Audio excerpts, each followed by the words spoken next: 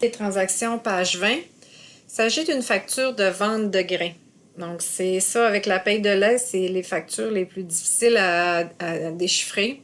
Donc, Coop Nutrinor. Pourquoi c'est écrit facture d'achat? En le lisant, on se rend compte que c'est une facture de vente, mais pour Nutrinor, c'est la preuve qu'ils vous ont acheté votre grain. Donc, pour eux, c'est un achat, pour vous, c'est une vente. Donc, le produit, c'est du soya. Donc, c'est une vente de soya que vous avez fait à Nutrinor. Date, on va dire le 9. Numéro de règlement, c'est celui-là ici. Les éléments importants surlignés. Sommaire des contrats, parce que on appelle ça un contrat. Donc, on vous a acheté pour 545 $ la tonne, 9,7 tonnes, pour un total de 5 304,49 $. Ça, c'est le montant de la vente de soya. C'est le revenu vente de soya. De ça ont été déduits certains frais, donc 92 et 95. D'où viennent ces frais-là? On a le détail un peu plus loin. Donc, ajustement de séchage, 80,30 $ pour le séchage, que ça a coûté à Nutrinor pour sécher votre grain. Donc, on vous enlève ça de votre revenu.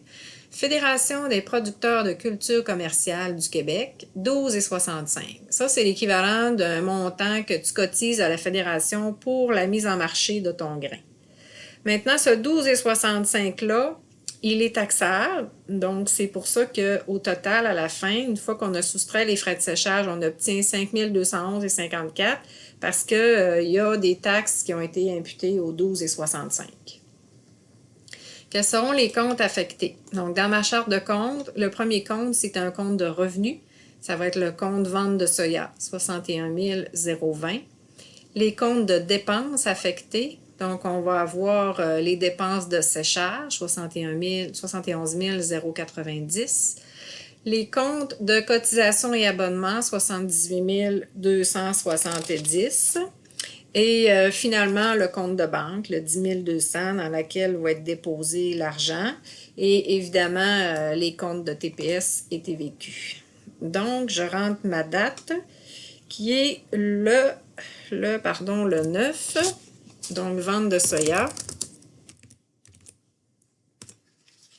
On a dit que c'était le 61 020.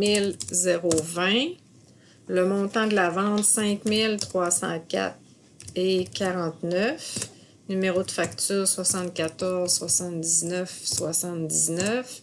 En tonnes, la quantité, c'est 9,733. Ensuite, de ça sont déduits des dépenses de séchage, 71 090. Donc, débit, parce que c'est un compte de dépenses, les dépenses sont toujours créditées. Donc, le compte de revenus, le montant de 5 304 vient du compte de revenus et le 80 et 30 va dans les dépenses. Ensuite, j'ai cotisation et abonnement qui est le 78 270. Le montant de la cotisation, 12,65. Les taxes qui sont imputables sur le 12,65, 63 et 1,26, c'est bon. Et le montant restant, qui est le 5 209,65. Vous voyez ici, là, c'est ce qui me reste à payer. C'est le montant qui va dans le compte de banque.